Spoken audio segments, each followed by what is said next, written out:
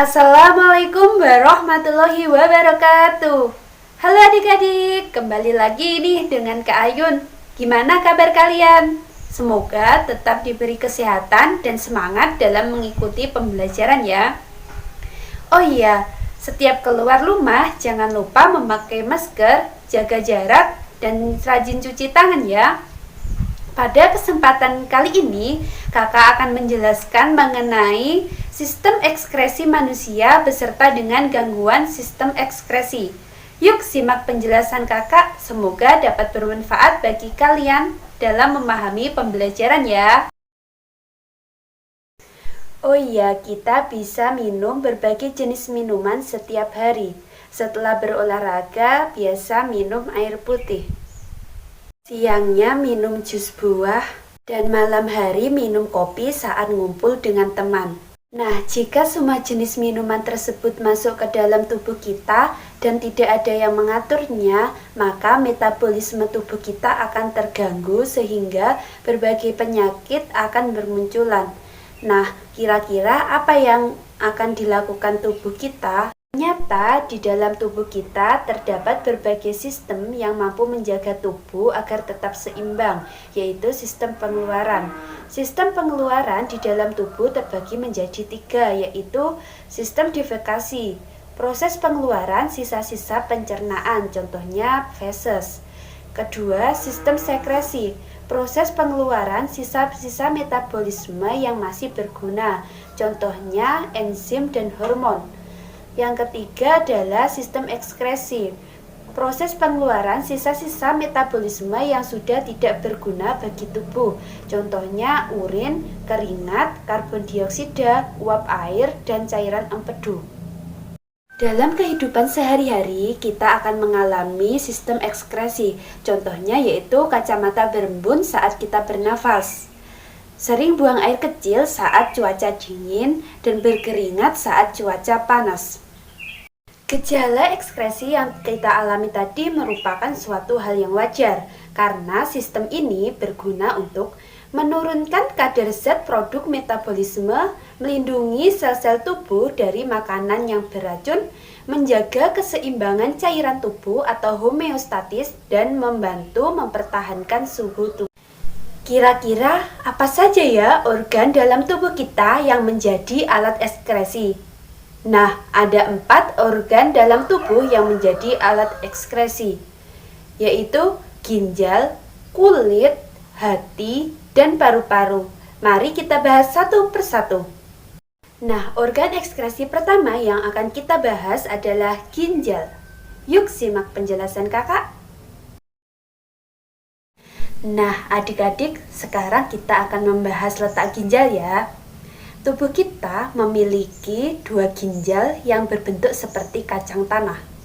Ginjal terletak di bagian kanan dan kiri tulang pinggang dalam rongga perut. Letak ginjal kanan lebih rendah daripada ginjal kiri karena harus berbagi tempat dengan hati di bagian atasnya. Dalam Al-Quran, letak ginjal manusia dijelaskan dalam surah Al-Insyirah ayat 6-8 yang berbunyi, Bismillahirrahmanirrahim. Ya ayyuhal insanu ma gharraka birrabbikal karim. Alladzi khalaqaka fasawwaka fa'adalak. Fi ayyi suratin ma syaa raqqabak. Shadaqallahul adzim. Struktur ginjal manusia terdiri dari korteks, medula, kaliks, kapsul fibros, pelvis renalis, dan ureter. Ginjal manusia terhubung langsung dengan pembuluh arteri dan vena. Secara umum, struktur ginjal yaitu korteks yang terdiri dari nefron. Di dalam nefron terdapat badan Malpighi dan tubulus. Kemudian medula yang terdiri dari tubulus, contortus, dan collectivus, serta pelvis renalis. Nah, tahukah adik-adik, pada 1 unit ginjal terdapat 1 juta nefron. Nefron merupakan unit fungsional dan struktural terkecil dalam sistem ekskresi pada ginjal. Setiap nefron terdiri atas badan Malpighi dan saluran nefron. Badan Malpighi mengandung glomerulus yang diselubungi oleh kapsula Bowman. Glomerulus bentuknya seperti anyaman pembuluh darah untuk menyaring darah. Kemudian saluran nefron terdiri dari tubulus proksimal, lengkung Henle, dan tubulus distal. Juga ada pembuluh-pembuluh yang disebut dengan tubulus collectivus. Fungsi ginjal dalam tubuh adalah sebagai berikut. Mengatur keseimbangan air dalam tubuh dengan mengatur volume plasma darah dan air. Membuang sisa metabolisme seperti urea, kreatinin, kreatin, dan zat lain yang bersifat racun. Mengatur kandungan elektrolit dan menyaring zat-zat kimia yang berguna bagi tubuh dan mengembalikannya ke saluran peredaran darah. Menjaga tekanan osmosis dengan cara mengatur ekskresi garam-garam. Menjaga asam basa darah dengan mengekskresikan urin yang bersifat basa atau asam. Menghasilkan zat eritropoietin dan kalsitriol. Ginjal sebagai organ ekskresi menghasilkan urin. Urin dibentuk melalui 3 tahapan, yaitu filtrasi terjadi di glomerulus, reabsorpsi terjadi di tubulus proksimal, dan augmentasi terjadi di tubulus distal. Kemudian, hasil-hasil ekskresi akan dikumpulkan di tubulus collectivus. Pembentukan urin di ginjal diawali dengan proses penyaringan zat sisa beracun atau filtrasi. Proses ini menghasilkan urin primer yang mengandung glukosa, asam amino, air, dan garam mineral.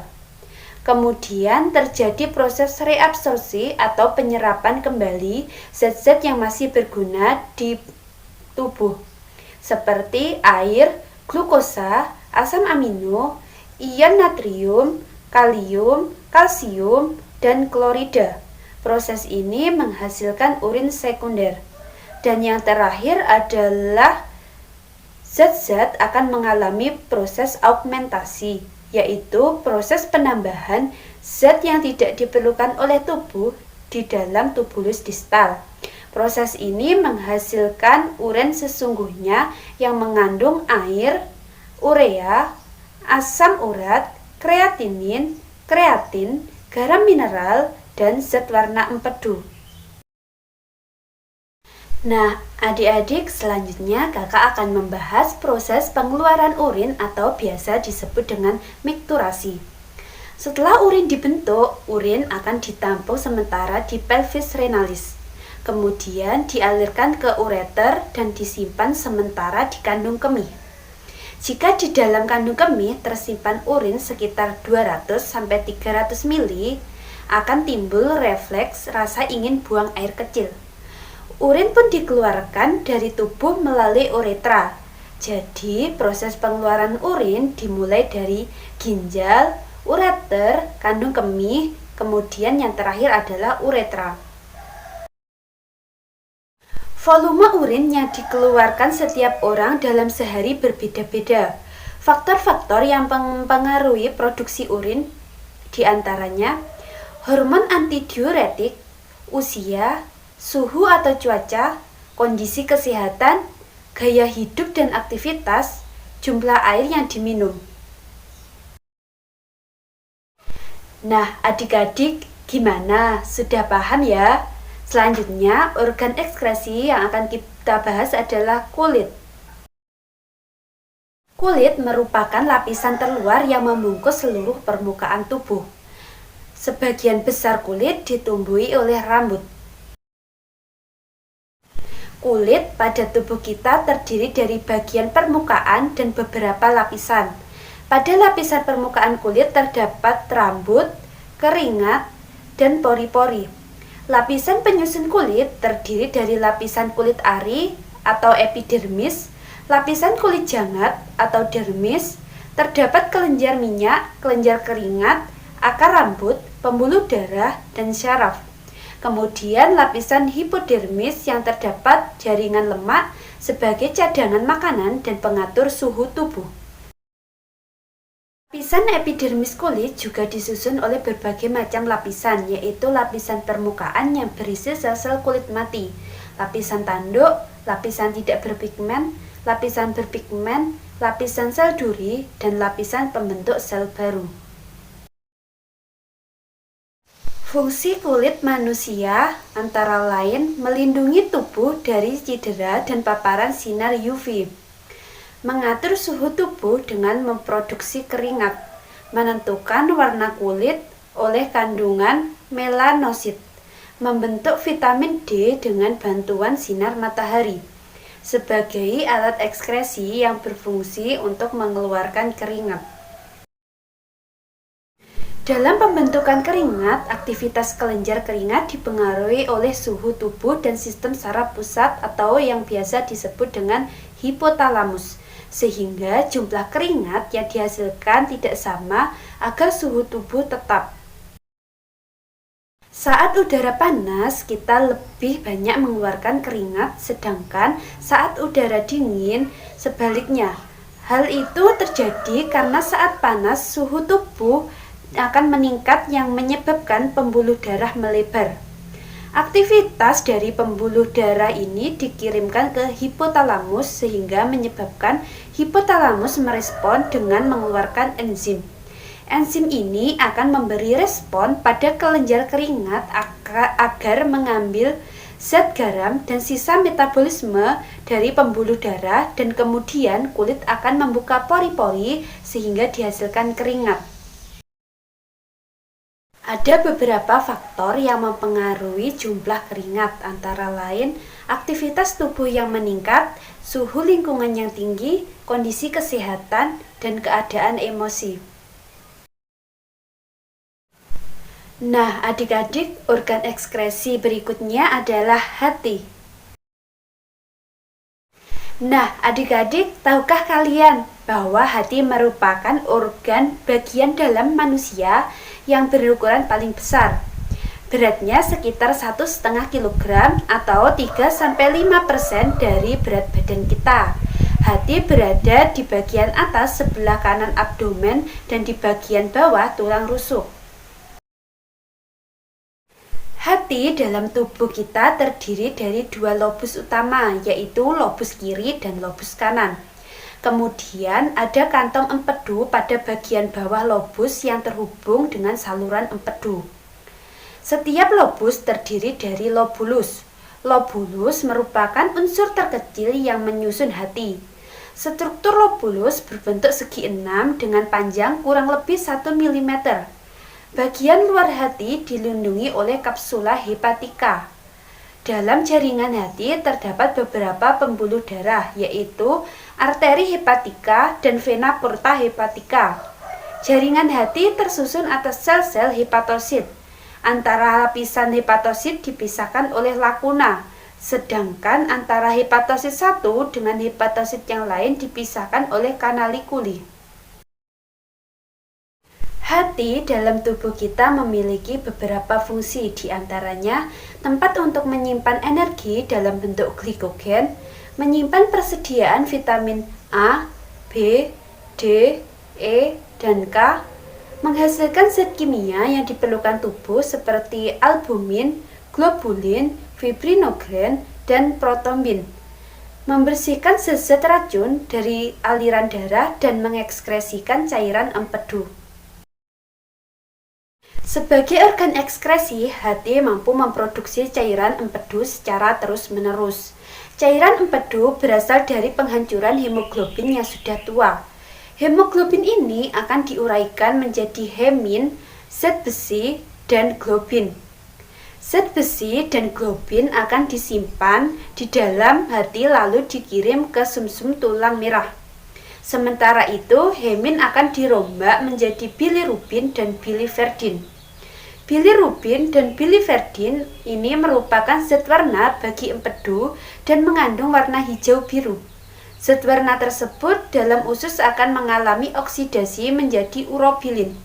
Urobilin lalu diekskresikan di dalam tubuh serta memberi warna kekuningan pada feses dan urin.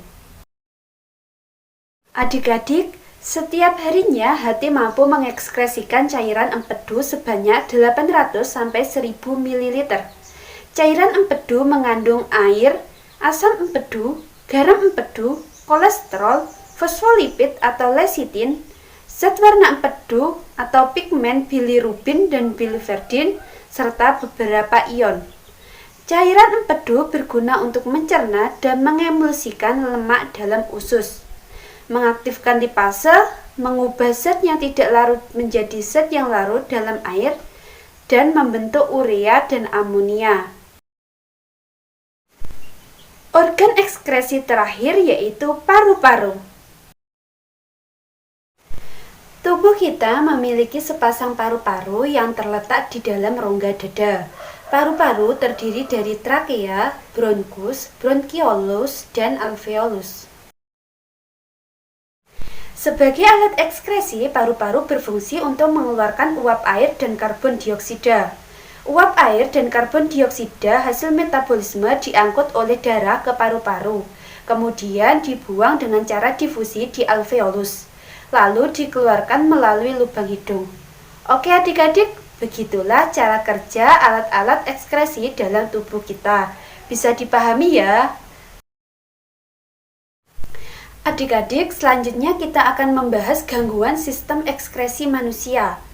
Jika organ ekskresi tidak berjalan sebagaimana mestinya, maka akan terjadi gangguan pada tubuh kita. Gangguan yang terjadi pada ginjal antara lain diabetes mellitus, diabetes insipidus, albuminuria, nefritis, batu ginjal atau pengendapan kristal kalsium fosfat menjadi batu ginjal. Kemudian gangguan pada kulit adalah jerawat, kudis, alergi karena bahan atau makanan yang dimakan, panu, dan biang keringat. Gangguan pada hati misalnya hepatitis, radang atau pembengkakan hati oleh virus, sirosis atau guratan pada hati, Wilson atau penyakit turunan karena tingginya kadar zat tembaga dalam tubuh, serta kanker hati. Sedangkan gangguan pada paru-paru diantaranya asma atau penyempitan saluran pernafasan, kanker paru-paru, emfisema atau kerusakan alveolus, serta TBC. Nah, semoga penjelasan kakak ini dapat bermanfaat bagi kalian. Ada kurang lebihnya kakak mohon maaf ya. Wassalamualaikum warahmatullahi wabarakatuh.